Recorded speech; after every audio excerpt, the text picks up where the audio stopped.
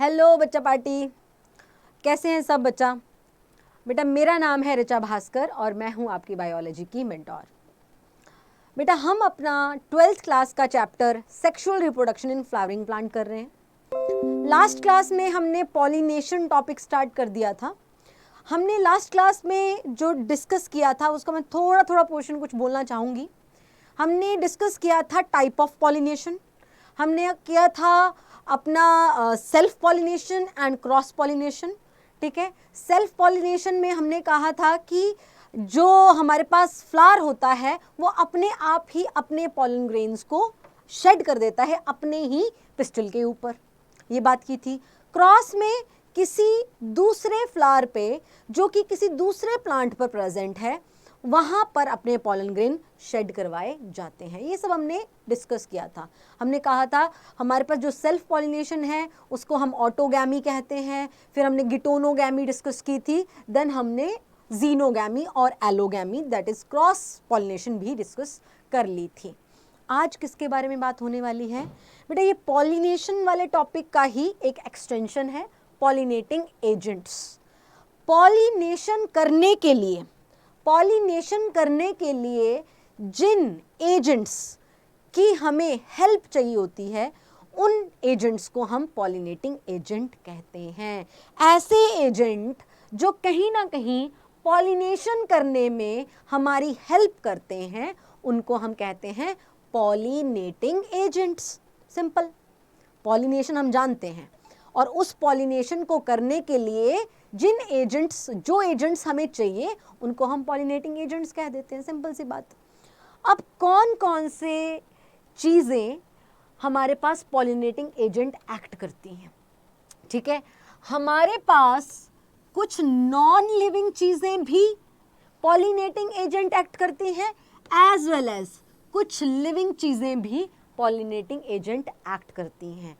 हमारे पास ऐसी चीज़ें जो कि नॉन लिविंग हैं उनको हम कहते हैं एबायोटिक एजेंट्स। ऐसी नॉन लिविंग एजेंट जो कि हेल्प कर रहे हैं पॉलिनेशन में, मींस ट्रांसफर करने में पॉलन ग्रेन को up to the pistil part तक, तो उसको हम एबायोटिक एजेंट कहते हैं। दूसरे होते हैं हमारे पास हैं तो लिविंग है और लिविंग होकर भी क्या कर रहे हैं, ये हमारे पास हेल्प कर रहे हैं पॉलिनेशन में, तो they are called biotic agents.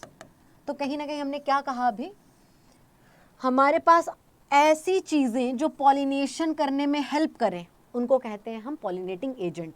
ये दो तरह के हो सकते हैं, लिविंग होंगे तो कहेंगे बायोटिक एजेंट, अगर नॉन लिविंग होंगे तो उसको कहेंगे एबायोटिक एजेंट। अब एबायोटिक में कौन कौन से हैं, एग्जाम्पल दे दो। हमारे पास कौन कौन सी चीज़ें हैं जो कि नॉन लिविंग हैं और कहीं ना कहीं हमारे पास पॉलिनेशन करने में हेल्प करती हैं? वो है हमारे पास एयर और विंड। हेल्प करती है, बोला क्या करने में? पॉलिनेशन करने में। विंड जो है वो हेल्प करती है पॉलन ग्रेन को ट्रांसफर करने में, ठीक है, from the stamen up to the pistil part. ठीक है, हमारे पास वाटर भी हेल्प करता है पॉलिनेशन करने में। क्लियर? एबायोटिक एजेंट्स में विंड आ जाता है और वाटर आ जाता है, ये दोनों बोला क्या करने में हेल्प करते हैं? हमारे पास पॉलिनेशन करने में हेल्प करते हैं। बायोटिक में आ जाएंगी लिविंग चीजें। लिविंग में क्या आ गया बेटा?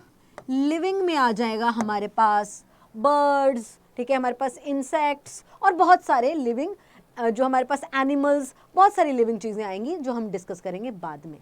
पहले हम डिस्कस करेंगे अपने पास एबायोटिक पॉलिनेटिंग एजेंट, ऐसे एजेंट जो नॉन लिविंग हैं और कहीं ना कहीं पॉलिनेशन करने में हेल्प करते हैं। तो सबसे पहले हम डिस्कस करेंगे इस एबायोटिक एजेंट के बारे में।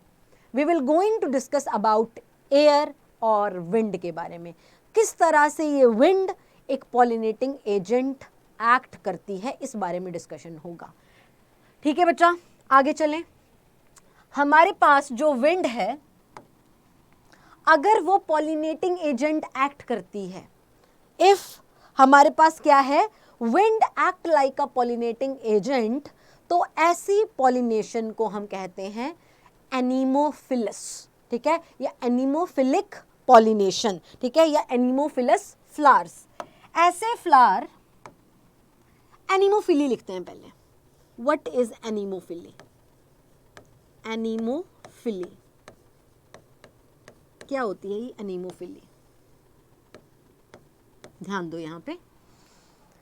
इफ विंड एक्ट लाइक, अगर विंड क्या कर रही है, हेल्प कर रही है in the transfer of pollen grain, कहां तक? स्टिग्मा तक, तो उसको हम क्या कहेंगे? That kind of pollination is called anemophily. उस पॉलिनेशन को हम क्या कहेंगे? एनीमोफिली। मान लो यहां पर क्या है, ये हमारे पास क्या है? स्टेमन का पार्ट एंथर, और बोला क्या हुआ, इसने अपने अंदर क्या बना लिए? बोला ये बना लिए हैं इसने ढेर सारे पॉलन ग्रेन। ठीक है, मान लो यहां से दूर यहां पे क्या है हमारे पास? फीमेल रिप्रोडक्टिव ऑर्गन पड़ा है, फ्लावर के अंदर ही होगा। ठीक है, अब मुझे ये पॉलन ग्रेन ट्रांसफर कराने हैं, यहां से वहां तक मुझे पॉलन ग्रेन ट्रांसफर कराने हैं। तो बोला आप अगर क्या करो, विंड की हेल्प लो, तो उसको एनीमोफिली कहते हैं। मान लो ये एंथर रप्चर हुआ, रप्चरिंग ऑफ एंथर हुई, ठीक है, रप्चर्ड, ये हो गया रप्चर, तो क्या होगा? ये पूरे के पूरे पॉलन ग्रेन बाहर आ जाएंगे बेटा। मान लो ये पॉलन ग्रेन सारे के सारे आ गए बाहर, ये क्या है? These are pollen grain. अब ये इन पॉलन ग्रेन्स को अगर विंड लेकर जाती है, मतलब इनको क्या है? विंड अपने साथ लेके जा रही है। कौन? विंड, और एयर अपने साथ लेके जा रही है। और कहाँ तक लेके जा रही है? देखो लेके जा रही है, लेके जा रही है, और कहाँ ड्रॉप कर रही है? यहाँ तक ड्रॉप कर रही है। तो ऐसी इस तरह की पॉलिनेशन को हम क्या कहते हैं? एनीमोफिली। और ऐसे फ्लावर जिसमें wind act like a pollinating agent, that flower is called anemophilous flower.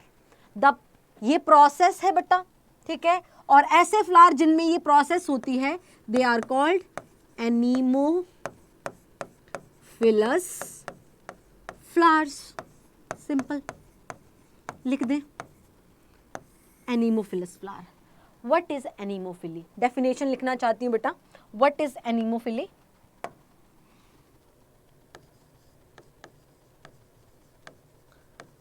Anemophily क्या होती है? The process in which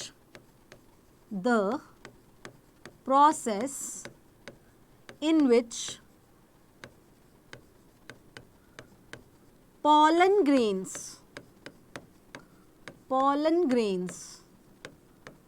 are transferred, ऐसी प्रोसेस जिसमें क्या होता है? The pollen grains are transferred from stamen to the pistil, stigma part of pistil, ठीक है, to the pistil with the help of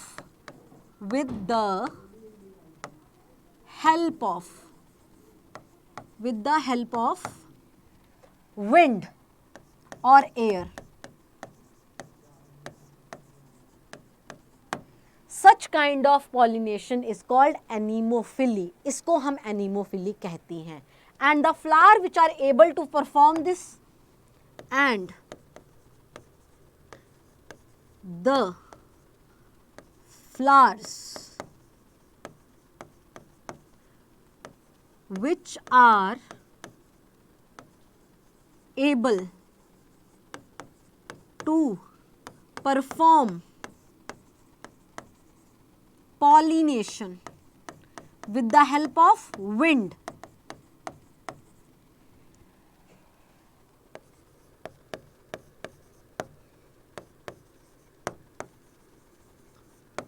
wind or air, air ही लिख देती हूँ ज़्यादा सही, ठीक है, air is called anemophilous. It is called anemophilous flowers. Clear है? क्लियर है, बहुत इजी, ठीक है। हमारे पास दो तरह के पॉलिनेटिंग एजेंट, एक जो कि नॉन लिविंग है, नॉन लिविंग में भी दो ऑप्शन, क्या क्या हैं?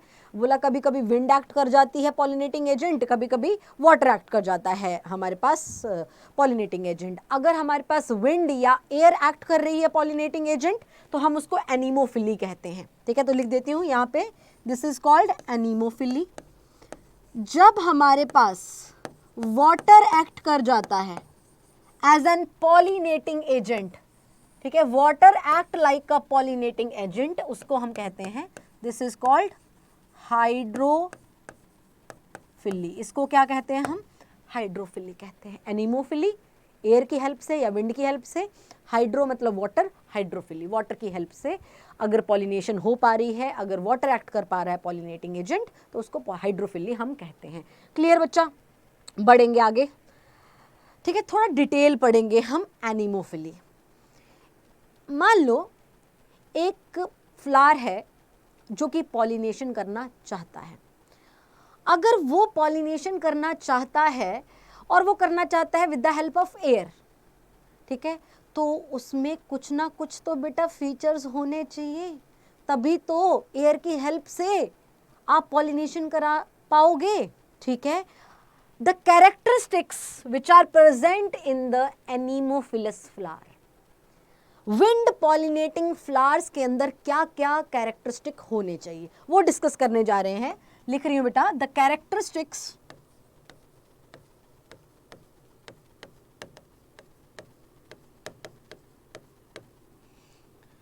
Of anemophilous flowers.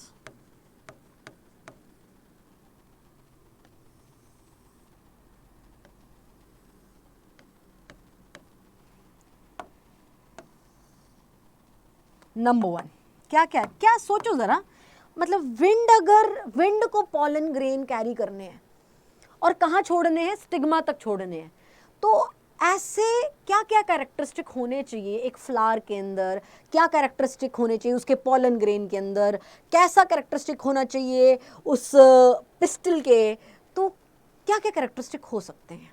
जितना मुझे समझ आ रहा है, पहली तो बात, विंड की तो आंखें नहीं है, और मेरी तरह 4 आंखें तो बिल्कुल भी नहीं है विंड के पास। ठीक है, तो विंड कभी भी कहीं पर भी पॉलन ग्रेन लेकर जाएगी। हो सकता है विंड जितने भी पॉलन ग्रेन कैरी करके लेके गई है वो कभी पहुंच ही ना पाए पिस्टल तक, आंखें थोड़ी हैं उसकी।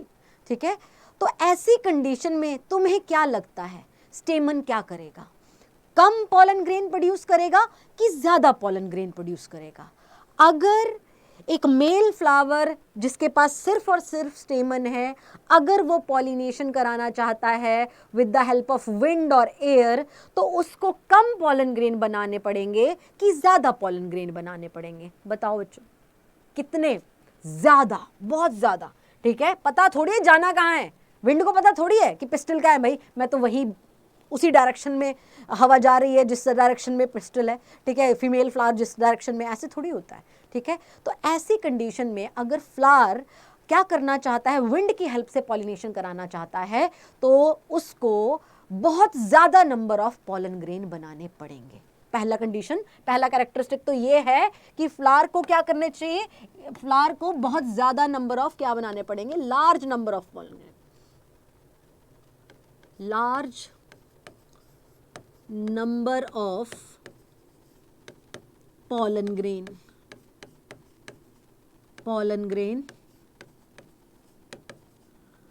should be produced by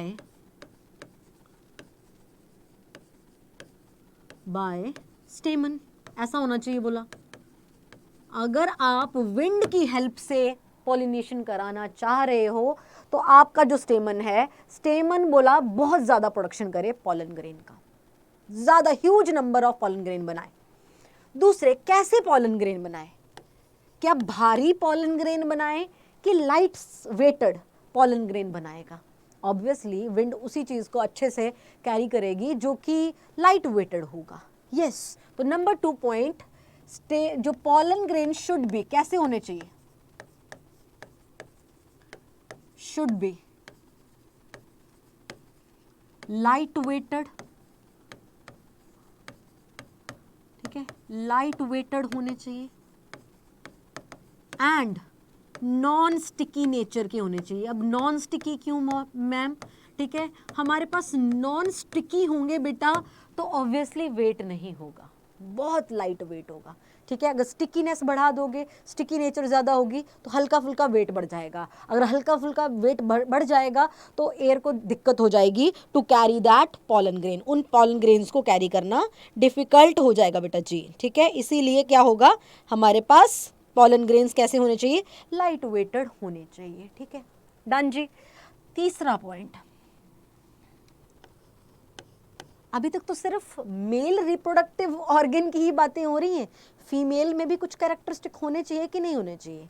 अगर पॉलन ग्रेन लार्ज बनेंगे तो चांसेस ऑफ पॉलिनेशन बढ़ जाएगा, है ना, इक्का दुक्का तो पहुंच ही जाएगा बेचारे फीमेल फ्लावर के पिस्टल तक। ठीक है, और अगर लाइट वेटेड होंगे तो और सहूलियत है, एयर बड़े आराम से कैरी करके लेके जाएगी उसको दूर दूर तक, फ्लावर कहीं दूर भी पड़ा होगा आराम से कैरी करेगी। ठीक है, तो अगर फीमेल जो फ्लावर है उसका जो फीमेल रिप्रोडक्टिव ऑर्गन है दैट इज पिस्टल, उसके पास भी कुछ फीचर होने चाहिए कि नहीं होने चाहिए? हवा में चल रहा है पॉलन ग्रेन, ठीक है, मान लो ये स्टिग्मा है, हवा में चल रहा है पॉलन ग्रेन, चल रहा है, तो क्या हमारे पास स्टिग्मा में भी कुछ कैरेक्टरिस्टिक होने चाहिए कि स्टिग्मा ऐसे ही नॉर्मली ठीक है? बेटा स्टिग्मा होना चाहिए फेदरी, मतलब काफ़ी फेदर्स लाइक स्ट्रक्चर्स होने चाहिए हमारे पास। स्टिग्मा जो होना चाहिए, स्टिग्मा शुड बी फेदरी। अगर बेटा स्टिग्मा फेदरी होगा तभी तो उस लाइट वेट के पॉलन ग्रेन को पकड़ लेगा। ठीक है, मतलब उसके फेदर्स में ही वो फंस जाएगा, अगर फंस जाएगा भैया पॉलिनेशन होगी। ठीक है, तो हमारे पास स्टिग्मा क्या होना चाहिए, शुड बी फेदरी होना चाहिए कि नहीं होना चाहिए? क्या लग रहा है तुम्हें, क्या लग रहा है तुम्हें? ठीक है, हमारे पास जो स्टिग्मा होना चाहिए वो लार्ज साइज का एज वेल एज फेदरी होना चाहिए, should be large and feathery लिखना चाहिए था, large and feathery, should be large and feathery. समझे हो, समझे हो क्यों, है ना? हमने कहा ठीक है, हमारे पास जो स्टेमन है, ठीक है, ये मान लो स्टेमन है, ठीक है, ये बहुत सारे पॉलन ग्रेन बनाएगा, बनवा लें हमने बहुत सारे पॉलन ग्रेन बोला इसको कि बहुत सारे पॉलन ग्रेन बना दिए इसने। अब जब टाइम आएगा इन पॉलन ग्रेन का रिलीज करने का तो ये फटेगा और पॉलन ग्रेन बाहर, बहुत सारे पॉलन ग्रेन। ठीक है, अगर बहुत सारे पॉलन ग्रेन बनेंगे तो चांसेस ऑफ पॉलिनेशन बढ़ जाएगा। अब मैंने बनाया कि ये पॉलन ग्रेन कैसे हैं, बच्चा छोटू छोटू हैं और साथ में क्या है, पॉलन ग्रेन लाइट वेटेड है, तो इजीली बोला it is carried by the air, air आराम से इसको ले जाएगी, जितनी दूर ले जाना होगा ले जाएगी आराम से। ठीक है, पर जहां तक ले जाना है वो पार्ट तो ये है ना, यहीं तक जाएगा तभी फायदा है, नहीं तो कहाँ पॉलिनेशन होगी। बोला जी ये वाला पार्ट है, ये कैसा होना चाहिए, ये फेदरी होना चाहिए, मतलब ऐसे फेदर से लगे हो। ठीक है, ऐसे फेदर हो, ऐसे फेदर लगे हो इसके आसपास, फेदरी स्टिग्मा होना चाहिए। ठीक है, लार्ज स्टिग्मा और फेदरी, और जब एयर में आए, ये एयर के साथ आए हो ये तो कहाँ जाएं, इसके साथ फंस जाएं, इसके साथ फंस जाएं तो भैया यहाँ पहुँच ही जाएगा। ये प्रॉपर्टीज, ये कुछ कैरेक्टरिस्टिक होने चाहिए हमारे पास अगर आपको विंड की हेल्प से ही पॉलिनेशन करानी चाहिए। कुछ और भी कैरेक्टरिस्टिक होंगे कि नहीं होंगे, कुछ और भी कैरेक्टरिस्टिक लग रहे हैं तुम्हें कि नहीं? बेटा अब तुम खुद ही सोचो, अगर कोई फ्लावर विंड की हेल्प से पॉलिनेशन करा रहा है तो क्या उसको नेक्टर बनाने की जरूरत है? नेक्टर बनाने के लिए तो एनर्जी लगेगी ना बेटा। ठीक है, हमारे पास फ्लावर को, अगर फ्लावर को नेक्टर भी प्रोड्यूस करना है तो उसकी एनर्जी लगती है। अब विंड ऐसा थोड़ी है कि नेक्टर अच्छा, कौन ज्यादा नेक्टर प्रोड्यूस कर रहा है, कौन सा फ्लावर अच्छा नेक्टर प्रोड्यूस कर रहा है, मैं तो भाई वही बहूंगी। ठीक है, मैं तो वहीं जाऊंगी जहां अच्छा नेक्टर कोई प्रोड्यूस कर रहा है फ्लावर, ऐसा तो नहीं है। ठीक है, उसके पास ना देखने की क्षमता है ना उसके पास सूंघने की क्षमता है। ठीक है, तो मतलब नेक्टर प्रोड्यूस करना इट इज द वेस्टेज। अगर आपको विंड की हेल्प से ही पॉलिनेशन करानी है तो आपको क्या जरूरत है यार नेक्टर की, तो नेक्टर बनाओगे क्यों? नेक्टर तो हम तब बनवाएंगे जब हम इंसेक्ट की हेल्प से क्या करा रहे हैं, पॉलिनेशन करा रहे हैं, तो नेक्टर की जरूरत ही नहीं है। नेक्टर बनाने वाली body that is nectaries should be absent, क्योंकि नेक्टर बनवाना ही नहीं है, एब्सेंट होंगी। अब तुम मुझे खुद बताओ, ब्राइटली कलर्ड होना चाहिए फ्लावर, मतलब पार्शलिटी कर रही है, ठीक है विंड। भैया जहाँ पे ना ब्राइट कलर के फ्लावर्स होंगे ना, मैं तो वहीं के घूम घाम के फिर जाऊंगी, ऐसा तो नहीं होगा, ठीक है। ब्राइट कलर क्या करना है तुम्हें, नहीं करना। लार्ज पेटल बनानी है, क्यों बनानी लार्ज पेटल, भाई इंसेक्ट को आपको क्या कराना है, अट्रैक्ट थोड़ी कराना है। ये सब नहीं चाहिए, नहीं चाहिए भाई, नहीं चाहिए। तो चलो लिखो, ठीक है। तो क्या होता है हमारे पास, कोरोला, कोरोला मतलब this is the group of petal, ठीक है। ग्रुप ऑफ पेटल्स क्या होंगे, ना तो लार्ज साइज के होंगे,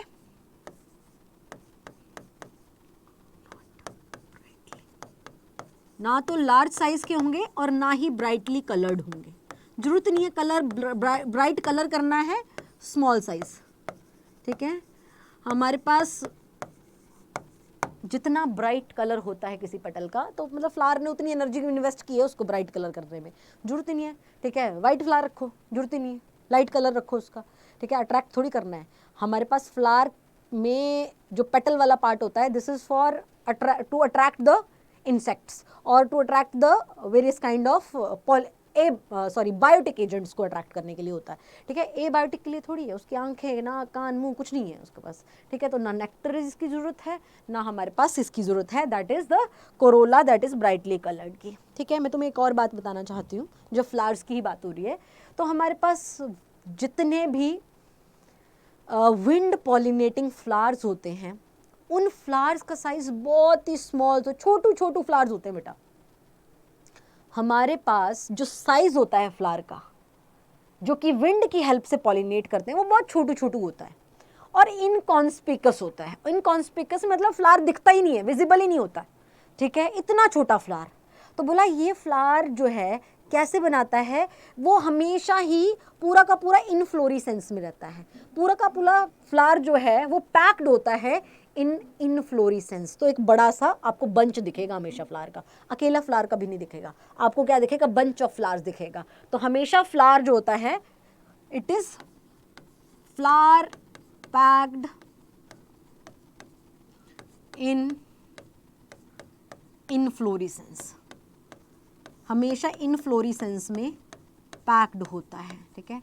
तो बड़ा बंच दिखता है, बंच के साथ हवा टकराती है, भाई ये पॉलन ग्रेन लेके चली जाएगी, ठीक है। और जब स्टिग्मा आएगा तो फेदरी है स्टिग्मा, तो उसके साथ छोड़ जाएगी अपने पॉलन ग्रेन्स, ठीक है। अब छोटू सा फ्लावर है, ठीक है, कहाँ उससे हवा टकराती रहेगी, अलग अलग होंगे तो पॉसिबिलिटी कम है, ठीक है। तो अगर सारे ही फ्लावर्स इकट्ठे होंगे, ठीक है, तो एक बंच बना लेंगे, इनफ्लोरेसेंस बोलते हैं उसको, ठीक है। और यहाँ पे द अरेंजमेंट ऑफ फ्लावर्स, ठीक है, दैट इज कॉल्ड इनफ्लोरेसेंस। तो हवा जब टकराएगी तो चांसेस ज़्यादा हैं कि पॉलिनेशन होंगे। तो ये भी हो गया। हमारे पास कितने हुए, हमारे पास बोला कि पॉलन ग्रेन कितने बनने चाहिए, हमारे पास पॉलन ग्रेन ह्यूज नंबर में बनने चाहिए। जितने ज़्यादा पॉलन ग्रेन बनेंगे उतने ही ज़्यादा चांसेस ऑफ पॉलिनेशन हो पाएगा। सेकंड बोला कैसा पॉलन ग्रेन होना चाहिए, लाइट वेटेड होना चाहिए, नॉन स्टिकी होना चाहिए। और इन नॉन स्टिकी और लाइट वेटेड पॉलन ग्रेन्स को पकड़ने के लिए स्टिग्मा कैसा होना चाहिए, फेदरी होना चाहिए, ठीक है। लार्ज साइज का होना चाहिए, फेदरी होना चाहिए, ये बोल दिया। जरूरत ही नहीं है नेक्ट्रीज की, ठीक है, नेक्टर थोड़ी प्रोड्यूस कराना बोला हमने, ठीक है। फिर बोला हमने कोरोला, जो कि कैसा होना चाहिए, ब्राइटली कलर नहीं होना चाहिए, ना ही लार्ज साइज का होना चाहिए। ये एक और फीचर है, ठीक है, जो हमें समझ नहीं आता। हमारे पास this part is called ovary. Ovary के अंदर होता है ओव्यूल। हमारे पास जो विंड पॉलिनेटेड फ्लावर्स होते हैं, उनकी ओवरी में हमेशा सिंगल ओव्यूल होता है। इन वेरी इंपॉर्टेंट क्वेश्चन भी आया था, ठीक है। हमारे पास in wind pollinating flowers ovule have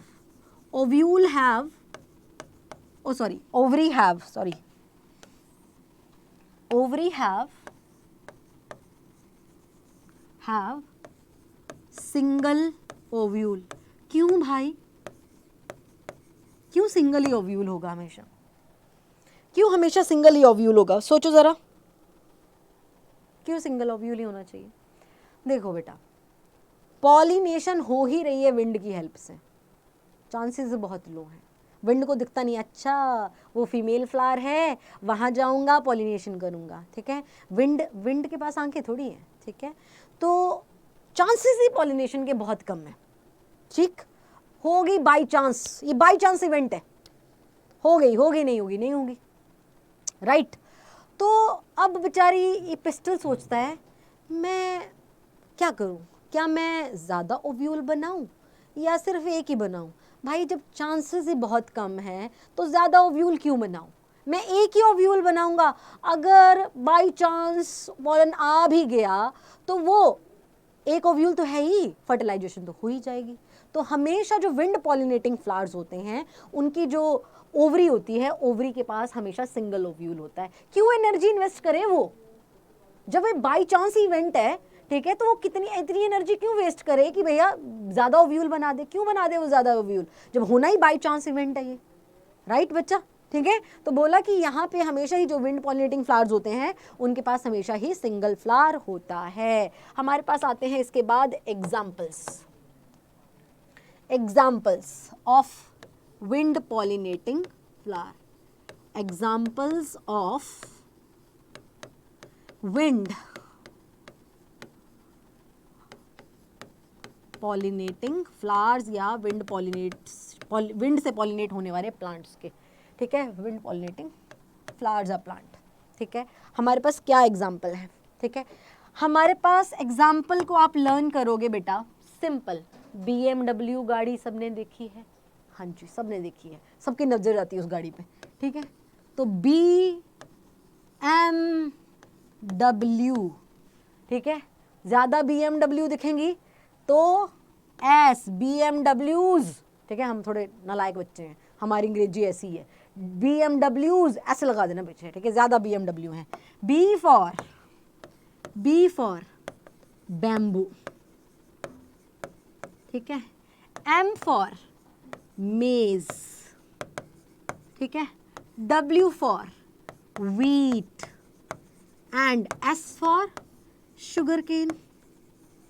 हो जाएगा याद, हो ही जाना चाहिए, हो ही जाएगा, ठीक है, BMWs, ठीक है, B for bamboo, M for maize, W for wheat, S for sugar cane. ये है हमारे पास कुछ विंड पॉलिनेटिंग फ्लावर्स। क्लियर है बेटा, डन जी। अब हमने कहा हमारे पास एबायोटिक एजेंट्स में एक तो है जो कि वाटर की हेल्प से ही पॉलिनेशन करते हैं। अगर मैं बोलूं आउट ऑफ दीज टू, ज़्यादातर जो हमारे फ्लावर्स हैं वो किसकी हेल्प लेते हैं, क्या वो विंड की हेल्प लेते हैं पॉलिनेशन के लिए या फिर वो वाटर की हेल्प लेते हैं पॉलिनेशन के लिए। बेटा ज़्यादातर हमारे पास जो फ्लावर्स हैं they are wind pollinating flowers majority में, ठीक है। अगर मैं इन दोनों में से कंपेयर करूं कि ज़्यादातर हमारे जो फ्लावर्स हैं क्या वो एबायोटिक एजेंट की हेल्प से पॉलिनेशन करते हैं कि बायोटिक एजेंट की हेल्प से पॉलिनेशन करते हैं, तो answer will be the biotic के लिविंग ऑर्गेनिज्म की हेल्प से ज़्यादातर पॉलिनेशन होती है। पर अगर मैं एबायोटिक में से भी पूछूंगी कौन सा ज़्यादा है तो दिस वन है। आपको जान के बड़ी हैरानी होगी कि हमारे पास बहुत सारे ऐसे फ्लावर्स हैं जो रहने के लिए तो वाटर में रहते हैं पर पॉलिनेशन कराने के लिए फिर से विंड की हेल्प लेते हैं। गद्दार नहीं हुए, रहते पानी में हैं, पानी की हेल्प से पॉलिनेशन नहीं कराते, ठीक है, वो फिर से क्या करते हैं, या तो विंड की हेल्प से पॉलिनेशन करा लेते हैं या तो कुछ बायोटिक एजेंट की हेल्प से, इंसेक्ट की हेल्प से पॉलिनेशन करा लेते हैं। ये तो गद्दारी है ना, ठीक है। तो मैंने क्या बताया आपको, आपकी समझने वाली बात क्या है कि out of these two agent, abiotic और बायोटिक में से कौन सा एजेंट ज़्यादातर यूज होता है पॉलिनेशन के लिए। भाई जी आपका आंसर होगा बायोटिक। अगर एबायोटिक में पूछूं कौन सा वाला, ये वाला, ये गद्दारी है, ठीक है। तो हमारी एनसीईआरटी लिखती है कि हमारे पास वाटर की हेल्प से जो पॉलिनेशन होती है it is very very rare, बहुत ही रेयर है, राइट, बहुत ही रेयर है। और हमारे पास सिर्फ और सिर्फ 30 जनरा ऐसे हैं, ठीक है, जिसमें ज़्यादातर क्या है मोनोकॉट्स हैं जो कि पॉलिनेशन किसकी हेल्प से करते हैं, वाटर की हेल्प से करते हैं। और वाटर से